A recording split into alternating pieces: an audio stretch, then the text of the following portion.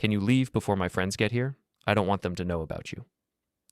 Those words hit me like a sledgehammer to the gut every single time Serena said them, and she said them a lot. At least twice a week for the past 6 months, standing there in our bedroom, applying mascara with surgical precision while I sat on the edge of the bed, watching my wife transform into someone I barely recognized. My name is Eliot Brandt, and I'm a contractor. I build things with my hands, fix what's broken, and solve problems for a living. But I couldn't fix whatever was broken between Serena and me, and I sure as hell couldn't solve the problem of feeling like a ghost in my own house. "No problem," I said, like I always did, like a good husband, like a man who trusted his woman completely. Serena smiled at me in the mirror, that practiced smile she used on her yoga clients at the wellness studio she owned downtown. "Thanks, babe. You're the best. Maya and the girls are coming over for wine and gossip. You know how we get?" I knew all right, or at least I thought I did. I grabbed my keys from the dresser, kissed her cheek, and headed for the door. "Have fun. Don't drink too much." "Love you too," she called after me, but her attention was already back on her reflection. I drove to Murphy's Tavern, the dive bar where my crew and I usually grabbed beers after long days. The place smelled like stale cigarettes and broken dreams, but at least nobody there asked me to leave before their friends showed up. Ray Kowalski was already at the bar, nursing a Budweiser and watching the Red Sox lose on the ancient TV mounted in the corner. Ray was my foreman, an ex-Marine who'd seen enough combat to appreciate the simple pleasure of American beer and terrible baseball. "You look like someone pissed in your cornflakes," Ray said as I slumped onto the bar stool next to him. "Just the usual. Serena's having another girls' night." Ray raised an eyebrow. "Again? Didn't she just have one last week?" "Tuesday and Friday, like clockwork." I signaled the bartender for a beer. "Sometimes Wednesdays, too." "Damn, that's a lot of girl time. What do they even talk about for hours?" I shrugged, taking a long pull from my beer. Yoga poses, organic kale, whatever women talk about when men aren't around. But even as I said it, something nagged at me, a little voice in the back of my head that had been getting louder lately. Serena used to love having me around when friends came over. She used to show me off, introduce me proudly as her husband. When had that changed? We'd been married for 3 years, together for 5. I thought we were solid. We owned a beautiful old Victorian house on Maple Street, the kind of place I'd always dreamed of restoring. Serena's wellness studio was thriving, and my construction business was busier than ever. From the outside, we looked like the perfect couple, so why did I feel like I was disappearing? "You ever think about what your wife does when you're not home?" I asked Ray. He laughed. "Hell no. Ignorance is bliss, my friend. Linda could be running a meth lab in our basement for all I know, as long as dinner's on the table when I get home." But I couldn't shake the feeling that something was off. It wasn't just the frequency of these girls' nights, or the way Serena always seemed eager to get me out of the house. It was the little things. The way she'd changed her phone password last month. The new lingerie that never seemed to make an appearance when I was around. The fact that she'd started working out even more than usual, if that was possible. "I should probably head home," I said after my second beer. "Make sure the house is still standing." "Give Serena my best," Ray said. "Tell her Linda's still waiting for that invitation to girls' night." I laughed, but it felt hollow. Linda had mentioned that before, actually. How she'd love to join Serena's friend group, but somehow never got invited to these regular gatherings. The drive home took 15 minutes through the quiet streets of our New England coastal town. It was the kind of place where everyone knew everyone, where secrets were hard to keep and gossip spread faster than wildfire, which made Serena's insistence on privacy even stranger. Our house sat at the end of a tree-lined street, a beautiful 1920s Victorian that I'd been slowly restoring for the past 3 years. It was my pride and joy, every room carefully renovated with period-appropriate details and modern conveniences. The wraparound porch, the original hardwood floors, the finished basement that served as my workshop and man cave. It was everything I'd ever wanted in a home. As I pulled into the driveway, I noticed something odd.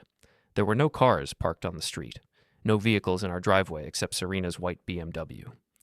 For a girls' night with Maya and the gang, it seemed awfully quiet. I sat in my truck for a moment, engine ticking as it cooled, staring at our house. The living room lights were on, and I could see shadows moving behind the curtains. But something felt wrong. The energy was different somehow. Mrs. Kettle, our elderly neighbor, was tending to her garden despite the late hour. She waved at me from across the fence, her gray hair perfectly curled despite the humidity. "Evening, Eliot," she called. "How's the construction business?" "Can't complain, Mrs. Kettle." "How's Mr. Kettle's back?" "Oh, you know how it is. He's stubborn as a mule, refuses to see the doctor. She paused, pruning shears in hand. I hope I'm not being nosy, but you've been leaving early a lot lately. Everything okay with you and Serena? The question caught me off guard. Just giving her space for girls' nights. You know how women are. Mrs. Kettle's expression shifted slightly, something I couldn't quite read. Girls' nights, you say. Every Tuesday and Friday, sometimes Wednesdays, Maya and her crew come over for wine and gossip. She was quiet for a long moment, her weathered hands still gripping the pruning shears. Eliot, dear, I don't mean to pry, but I've been noticing some unusual activity around your place on those nights. My stomach dropped. What kind of activity? Well, it's just that I've never seen Maya's car, or any women's cars for that matter, but I have seen some rather nice vehicles that don't belong to any of the neighborhood ladies. The world seemed to tilt slightly. What do you mean? Mrs. Kettle glanced around nervously, as if she were about to share state secrets. I've seen a silver Mercedes, a black BMW sedan, and last week there was a red Corvette. All expensive cars, all driven by men. Different men each time. I felt like I'd been punched in the chest. Men? I'm probably just being a silly old woman, but it struck me as odd, especially since you mentioned girls' nights. She touched my arm gently. I hope I haven't spoken out of turn. No, Mrs. Kettle. Thank you for telling me. I walked to my front door on unsteady legs, my mind racing. Men. Different men. Expensive cars. While I was sitting at Murphy's Tavern, drinking beer and watching baseball, my wife was entertaining male visitors in our home. The house smelled like expensive cologne when I walked in, a scent I didn't recognize. Definitely not mine. The living room looked normal enough, wine glasses on the coffee table, soft music playing from Serena's phone, but something felt staged, like a movie set, dressed to look like a girls' night. Serena? I called. In here, came her voice from the kitchen. I found her loading wine glasses into the dishwasher, her makeup still perfect despite the late hour. She was wearing a black dress I'd never seen before, something that hugged her curves and showed more cleavage than she usually displayed for her female friends. How was girls' night? I asked, trying to keep my voice casual. Oh, you know, same old drama. Maya's having issues with her boyfriend, Rena's thinking about expanding the studio. She didn't look at me as she spoke, focusing intently on arranging glasses in the dishwasher. Where is everyone? I just got here and didn't see any cars leaving. Serena's hands paused for just a moment. They left a few minutes ago. You must have just missed them. But Mrs. Kettle had been in her garden when I arrived. She would have seen cars leaving. She would have mentioned it. Which friends were here tonight? I pressed. The usual crowd. Maya, Rena, Jessica, Amanda. The names rolled off her tongue easily, but she still wouldn't meet my eyes. I nodded, filing away the information. I think I'll grab a beer and watch some TV. Actually, I'm pretty tired. Long day at the studio, you know. I think I'll head to bed. It was only 10:30, early for Serena, who usually stayed up until midnight scrolling through social media, but I didn't argue. I needed time to think, to process what Mrs. Kettle had told me. After Serena went upstairs, I walked around the living room more carefully. The wine glasses in the sink, there were only 2. For a girls' night with 4 or 5 women, that seemed light. I checked the trash can and found an empty bottle of expensive red wine, the kind Serena only bought for special occasions. In the guest bathroom, I found a hand towel that smelled like that same unfamiliar cologne, and when I looked closer at the wine glasses, I noticed something that made my blood run cold. One glass had Serena's lipstick on the rim, a deep red shade I recognized, but the other glass was clean except for fingerprints. No lipstick, no sign that it had been used by a woman at all. I stood in my kitchen holding that wine glass and felt my marriage crumble around me. The woman I'd loved for 5 years, the woman I'd built a life with, was lying to me. And if Mrs. Kettle was right about the men and the cars, she wasn't just lying about having friends over. She was cheating on me, in our home, in our bed. While I sat at Murphy's Tavern like a fool, trusting her completely, the rage hit me like a physical force, hot and consuming. But underneath the anger was something worse. Humiliation? How long had this been going on? How many times had I kissed her goodbye and walked out the door so she could entertain other men? How many people knew? How many people in our small town had seen those expensive cars in my driveway and put 2 and 2 together while I remained obliviously faithful? I set the wine glass down carefully, my hands shaking with fury. But I didn't storm upstairs to confront her. I didn't scream or break anything or make a scene. Instead, I went down to my basement workshop and started planning. Because if Serena thought she could make me disappear whenever it was convenient, If she thought she could humiliate me in my own home while I played the role of the trusting husband, she was about to learn exactly what kind of man she'd married. I wasn't going anywhere, but her secret life was about to become very, very public. The next morning, I woke up before dawn with a clarity I hadn't felt in months. Serena was still asleep beside me, her face peaceful in the early light filtering through our bedroom curtains. Looking at her, you'd never guess she was capable of such elaborate deception. But I knew better now. I dressed quietly and headed to the kitchen to make coffee, my mind already working through the logistics of what I needed to do. I'm a contractor, which means I'm good at planning, good at seeing problems before they become disasters, and very good at building things that last. Today, I was going to build a case. Serena came downstairs an hour later, already dressed for the studio in yoga pants and a sports bra that probably cost more than most people's car payments. She looked beautiful, as always. It was one of the things that had first attracted me to her, that effortless grace, the way she moved through the world like she owned it. "Morning, babe," she said, kissing my cheek as she reached for the coffee pot. "You were up early." "Couldn't sleep? Big project starting today?" I watched her face carefully. "Ray and I are renovating the old Morrison place out by the lake. It's going to keep us busy for the next few weeks." "That's great. More work means more money, right?" She smiled, but there was something distracted about it. "I might be working late tonight. We're launching that new meditation series, and there's still so much to prepare." Working late, on a Tuesday. I felt that familiar knot form in my stomach. "No problem. I'll probably grab dinner with Ray anyway, go over the Morrison project plans." Relief flickered across her face, so quick I almost missed it. "Perfect. We're both so busy these days." After she left for the studio, I called Ray. "Change of plans today," I said when he picked up. "I need you to help me with something, and it's not construction related." "This about Serena?" Ray knew me well enough to read between the lines. "Yeah. Can you meet me at Murphy's? We need to talk." An hour later, I was sitting across from Ray in a corner booth at Murphy's, nursing black coffee and laying out everything Mrs. Kettle had told me. Ray listened without interruption, his weathered face growing more serious with each detail. "Son of a bitch," he said when I finished. "You sure about this?" "The evidence is pretty clear. Different men, expensive cars, no sign of any women actually being at these girls' nights." I pulled out my phone. "I need your help proving it." "What do you need?" "Tonight, I want you to park across the street from my house around 7. Take photos of whoever shows up. Don't get out of your truck, don't confront anyone, just document everything." Ray nodded grimly. "You got it. What are you going to do?" "I'm going to have a conversation with Maya." Maya Chen worked at a boutique downtown, about 3 blocks from Serena's studio. She was Serena's closest friend, or at least she used to be. If anyone would know the truth about these girls' nights, it would be her. I found Maya arranging jewelry displays when I walked into her store that afternoon. She looked surprised to see me.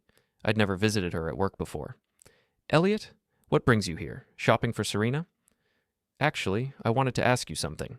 I tried to keep my tone casual. "Serena mentioned you guys had a great time last night. She said you stayed pretty late." Maya's expression shifted slightly, confusion replacing her initial smile. "Last night? I wasn't at Serena's last night. I had dinner with my sister." My heart pounded, but I kept my voice steady. "Really?" She said it was the usual crowd. You, Rena, Jessica, Amanda. "Eliot, I haven't been to Serena's for girls' night in over a month. She canceled the last few times I asked about getting together." Maya set down the necklace she'd been holding. "Is everything okay?" "When was the last time you were actually at one of these girls' nights?" Maya thought for a moment. "Maybe 6 weeks ago, and that was just me and Rena. Jessica moved to Portland in March, and Amanda's been dealing with her mom's illness. She hasn't been social in months." The pieces clicked into place with sickening clarity. The girls' nights had been fiction for weeks, maybe longer, but Serena had been having someone over. Multiple someones, according to Mrs. Kettle. "Maya, I need to ask you something, and I need you to be completely honest with me." She nodded, her face serious now. "Have you noticed anything different about Serena lately? Any changes in her behavior, new friends, anything unusual?" Maya bit her lip, clearly uncomfortable. "I probably shouldn't say anything. Please. I think my marriage might be in trouble, and I need to know what I'm dealing with." She sighed. "There have been some rumors. Nothing concrete, just talk around town. People have noticed her spending time with different men. Lunch dates, coffee meetings, that sort of thing." "What kind of men?" "Successful types. Real estate agents, business owners, guys with money." Maya looked genuinely sympathetic. "Yeah, Eliot, I'm sorry. I should have said something sooner, but I didn't want to get involved in marriage drama. Do you know any names? Lucas Red is one I've heard mentioned. He's that flashy real estate guy with the social media following, always posting about his expensive car and luxury lifestyle. She paused. I saw them having lunch at Cafe Luna last week. They looked close. Lucas Red. I knew the name. He was one of those guys who treated real estate like performance art, always posting videos of himself showing million-dollar properties to his Instagram followers. The kind of man who wore designer suits and drove cars that cost more than most people's houses. The kind of man who might drive a red Corvette. Thank you for being honest with me, I said. Eliot, I hope I'm wrong about all this. Maybe there's an explanation. But we both knew there wasn't. Not really. I spent the rest of the afternoon driving around town, thinking through my options. I could confront Serena directly, but what would that accomplish? She'd already proven she was comfortable lying to my face. She'd probably just deny everything and get better at hiding it. I could hire a private investigator, but that felt like overkill for something I was already pretty sure about. Besides, I had Ray watching the house tonight. If someone showed up, we'd have proof. What I really needed was to catch her in the act, to gather enough evidence that she couldn't deny or explain away, because if I was going to end my marriage, I wanted to make sure everyone knew exactly why. At 6 o'clock, I texted Serena that I was having dinner with Ray and would be home late. She responded immediately. Perfect. Working late at the studio anyway. Love you. Love you. The words felt like a knife in my chest. Ray was already parked across the street when I arrived at 7:30, positioned behind a large oak tree that provided good cover while still offering a clear view of my house.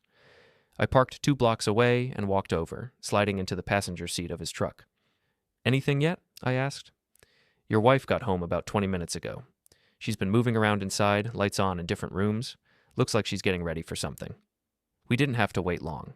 At 8:15, a silver Mercedes pulled into my driveway. The driver was a man in his 40s, well-dressed, carrying what looked like a bottle of wine. You getting this? I asked. Ray was already taking photos with his phone. Got it. Plate number, clear shot of his face, everything. The man walked up to my front door like he owned the place. Serena answered before he could knock, wearing a dress I'd never seen before. They embraced in my doorway, and even from across the street, it was obvious this wasn't a business meeting. That's enough, I said.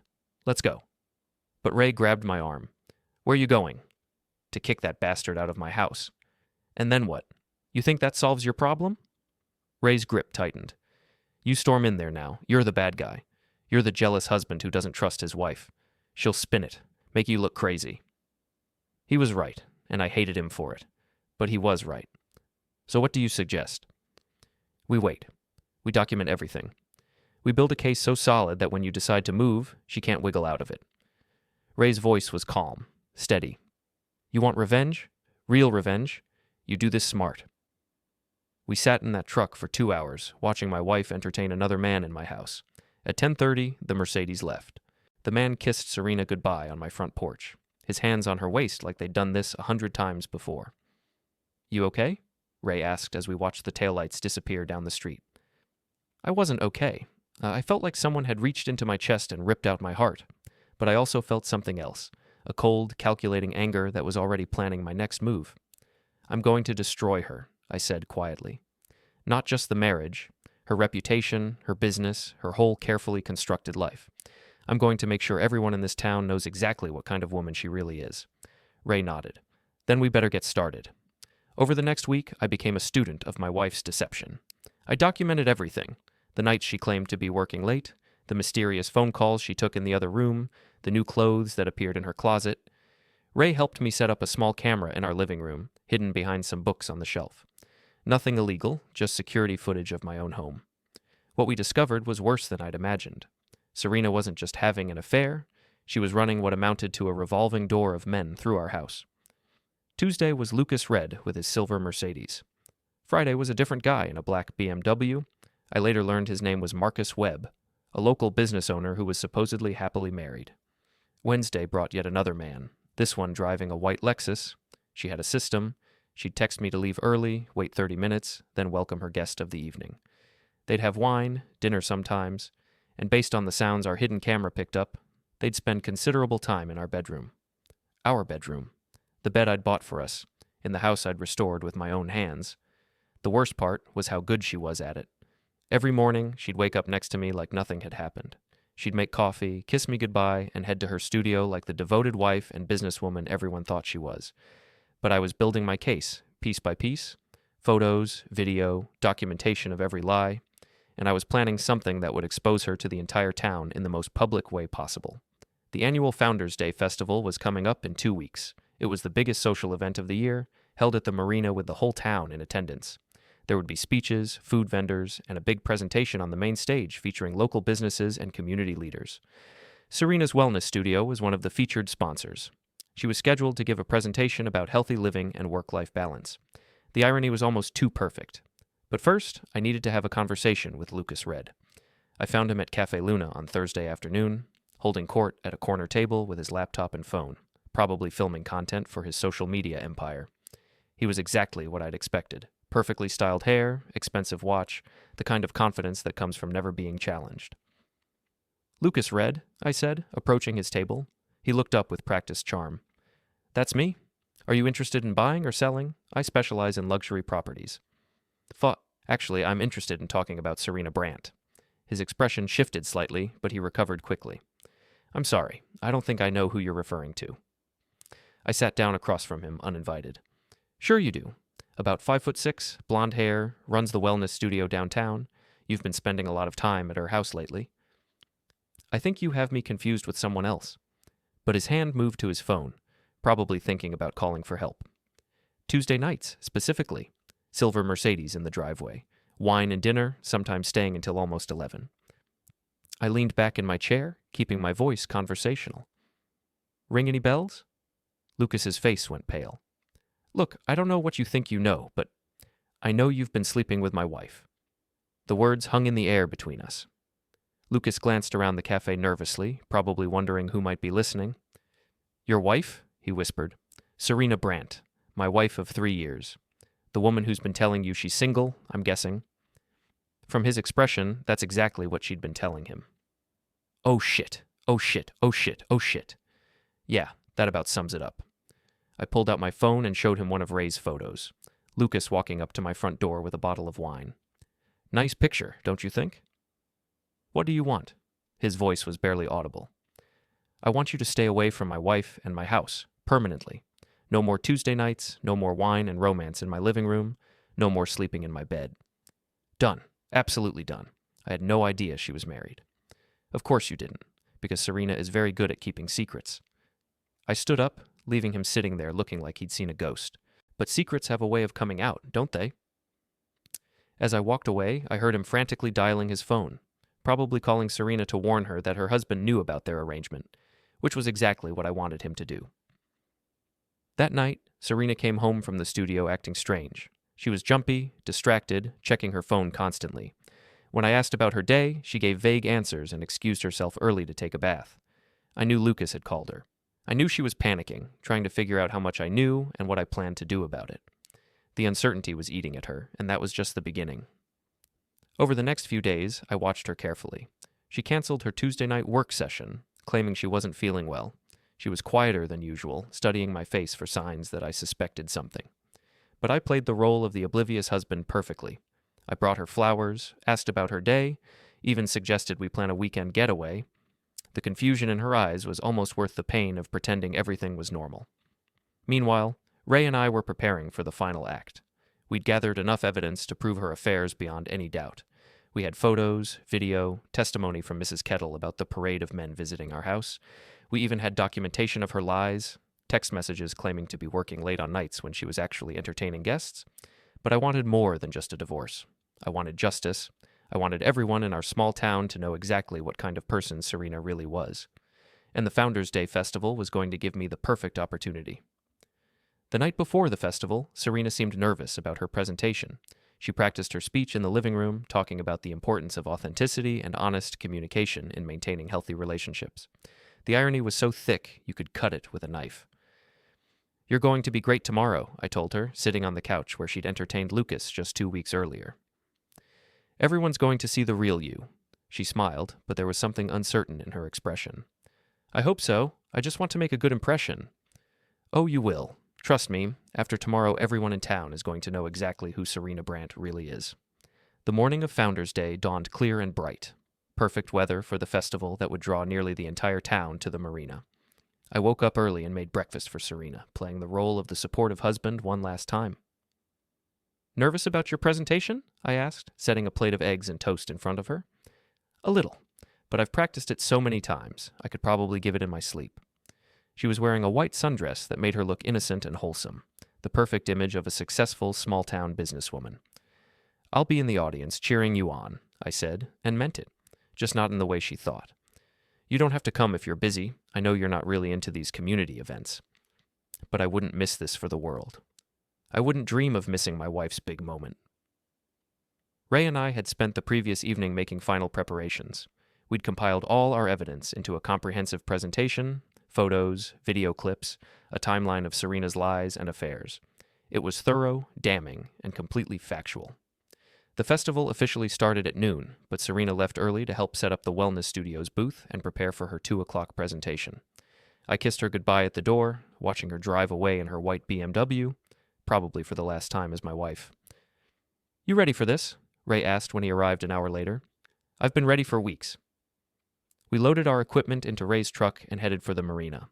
The festival was already in full swing when we arrived. Families with children, elderly couples, teenagers trying to look cool while secretly enjoying the small-town charm.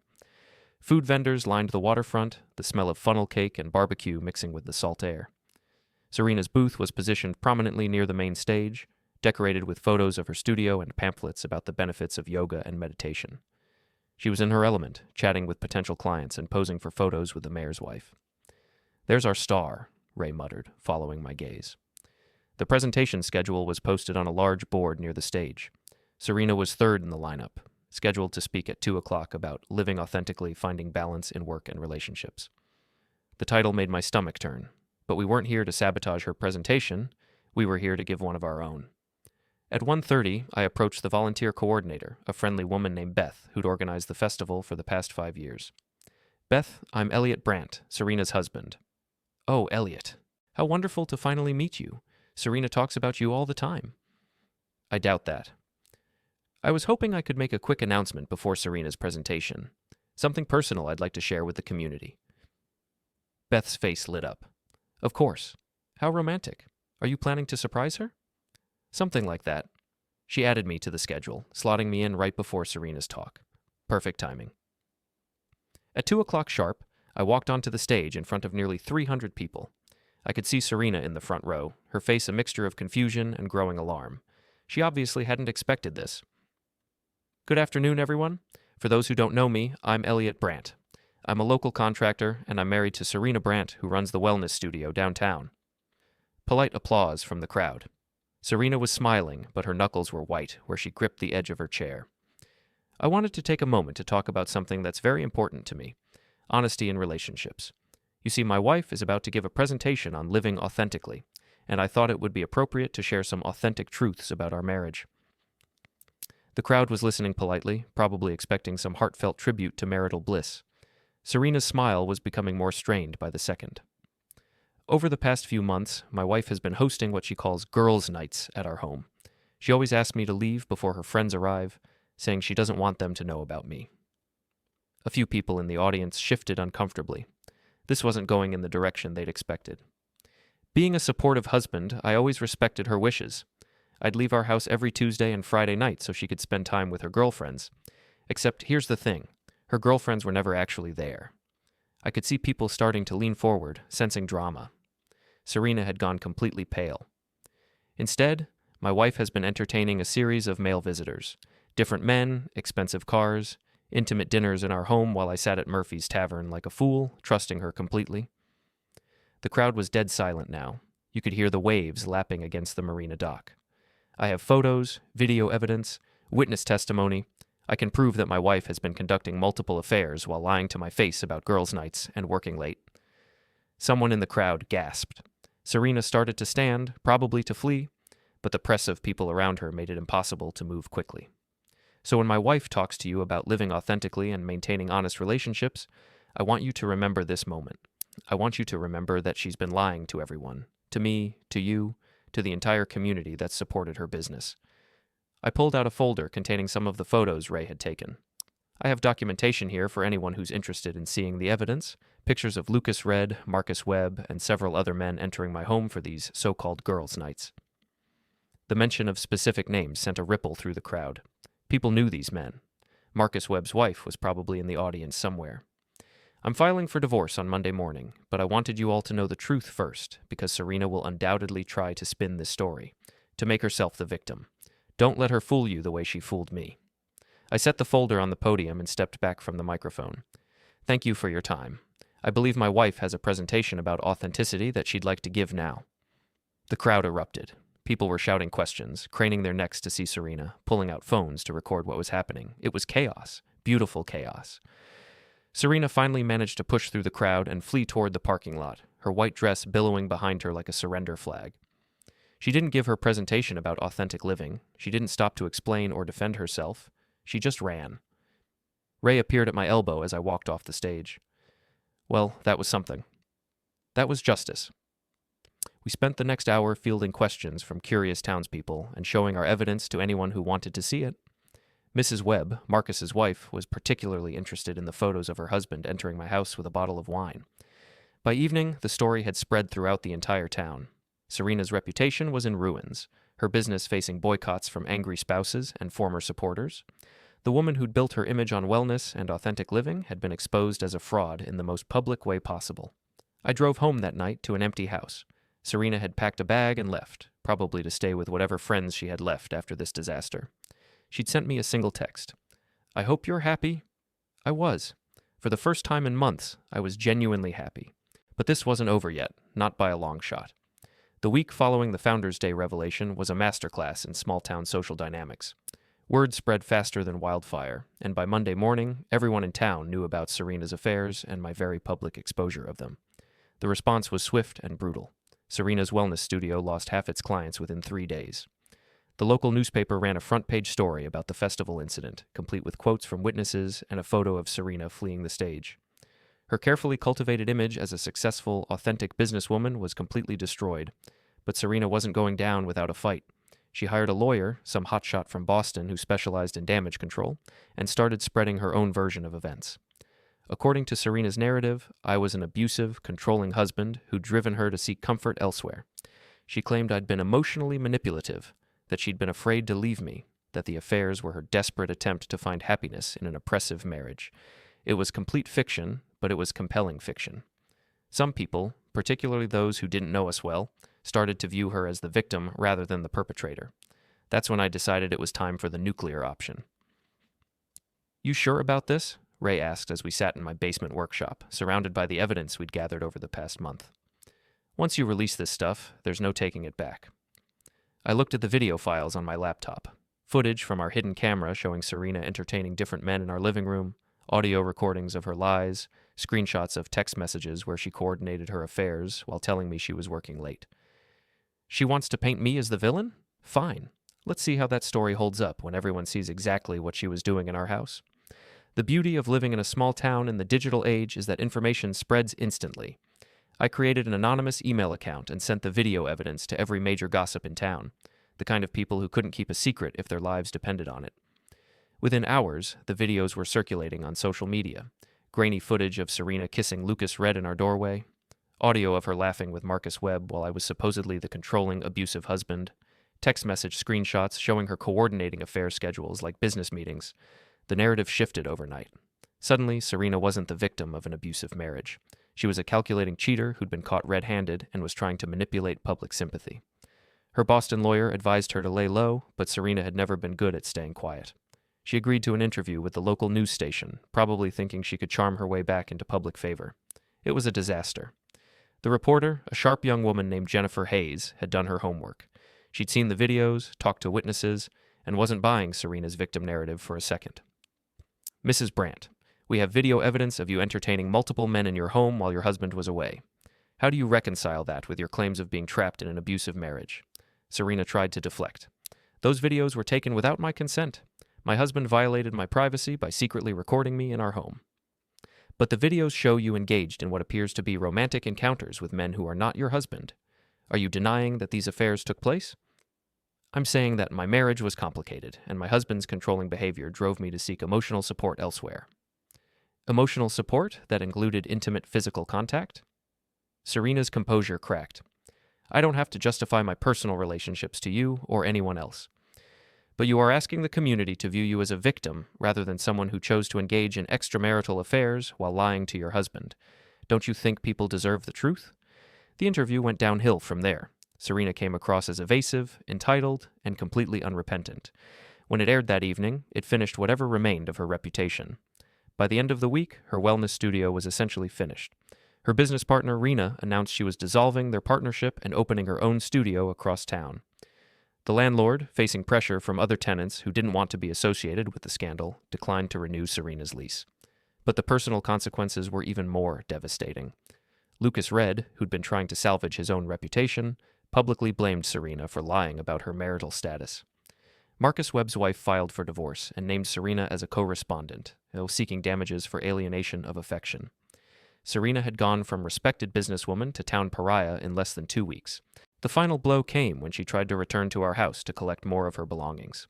I was waiting for her in the living room, sitting on the same couch where she'd entertained her lovers.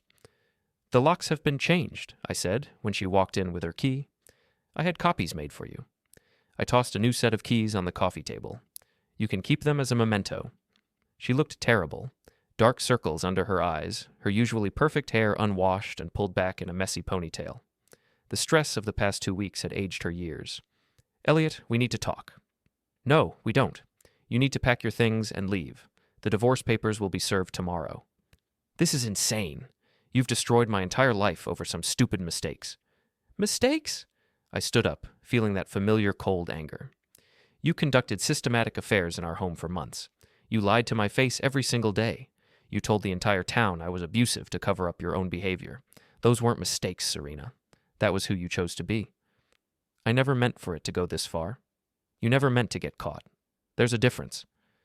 She started to cry, probably hoping to manipulate me one last time. But I was done being manipulated. "You always said the same thing," I continued. "Can you leave before my friends get here? I don't want them to know about you." "Well, congratulations. Now nobody knows about me, and nobody wants to know about you.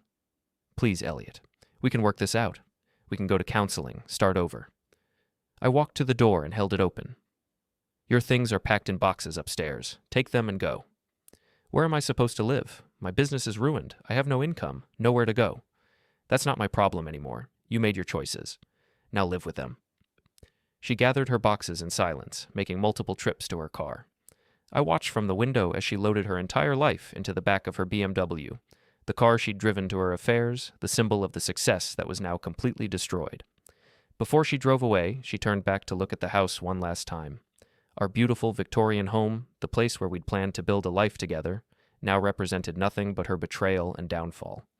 I felt no sympathy for her, no regret, no desire for reconciliation. She'd wanted me to disappear before her friends arrived. Now she was the one disappearing, and she had no friends left to care. The divorce was finalized 6 weeks later. Serena didn't contest it, she couldn't afford to fight, and she had no grounds to stand on anyway. I kept the house, the business, and my reputation. She got nothing except the knowledge that her actions had consequences. 6 months later, I heard she'd moved to another state, trying to start over somewhere nobody knew her story. Maybe she succeeded, maybe she learned something from the experience. But I doubt it. People like Serena don't change. They just find new victims to manipulate and new lies to tell. As for me, I rebuilt. I renovated the guest room where her lovers had stayed, replacing every surface they'd touched. I redecorated the living room, bought new furniture, painted over the memories of her betrayal. Mrs. Kettle still waves from her garden when I come home from work. Ray and I still grab beers at Murphy's Tavern after long days on construction sites. Life in our small town returned to normal, except now everyone knows exactly what kind of man I am when someone tries to make me disappear. I'm not the invisible man anymore. I'm the man who fought back, and I won.